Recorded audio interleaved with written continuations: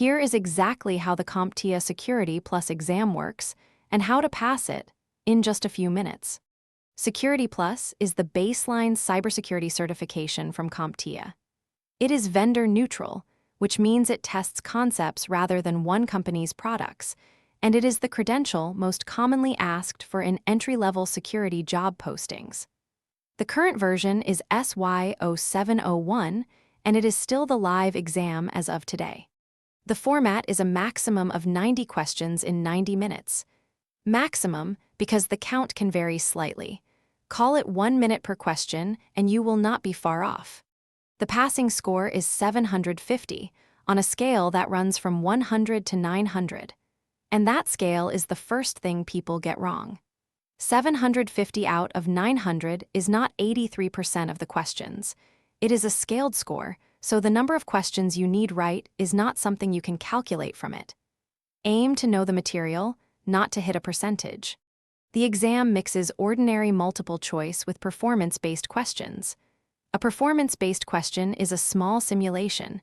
You might have to configure a firewall rule set, match attacks to defenses, or analyze log output.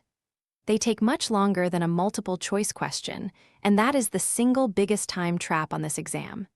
If one is eating your clock, flag it, move on, and come back. Now, where the points actually are, there are 5 domains. General security concepts is 12%.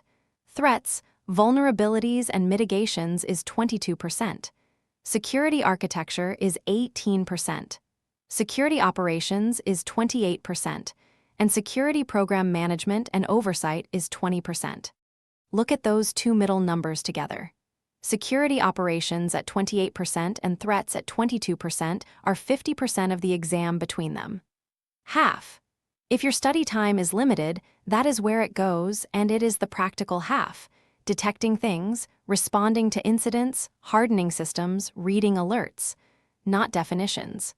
CompTIA recommends Network Plus and about 2 years of experience in a security or systems administrator role.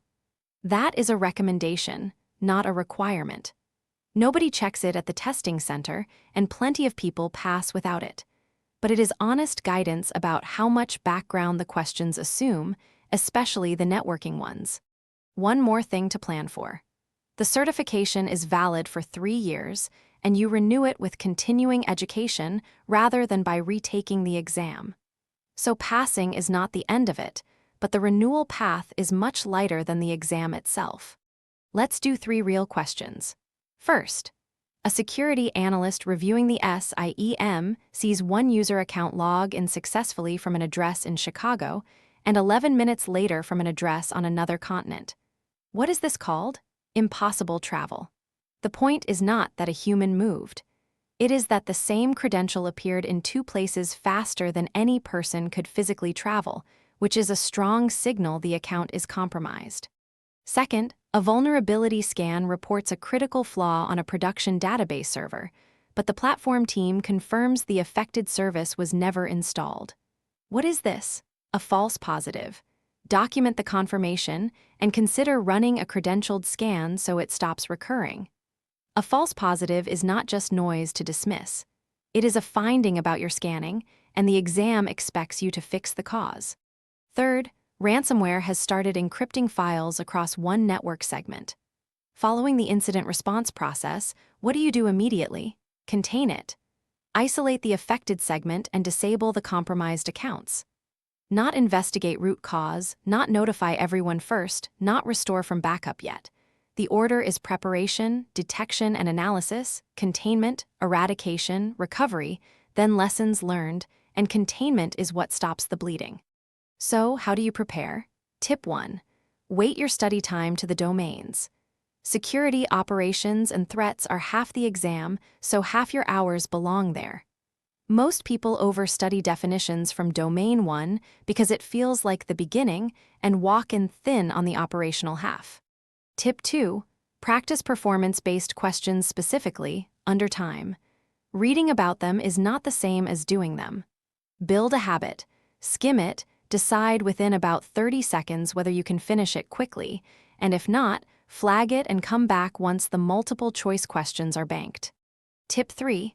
Learn the acronyms cold, because this exam is dense with them, and a question you cannot decode is a question you cannot answer no matter how well you understand the concept. Log every miss with the reason, then re-drill only those. Tip 4. Read scenario questions for the role you are being asked to play. Many items describe a situation and ask what you should do next, or first, or best. The word next, first, or best changes the answer completely, and every option in the list is usually something a security team does eventually. Quick recap: up to 90 questions in 90 minutes. 750 to pass on a 100 to 900 scale, and that is scaled, not a percentage. Performance-based questions are the time trap. Security operations at 28 and threats at 22 are half the exam.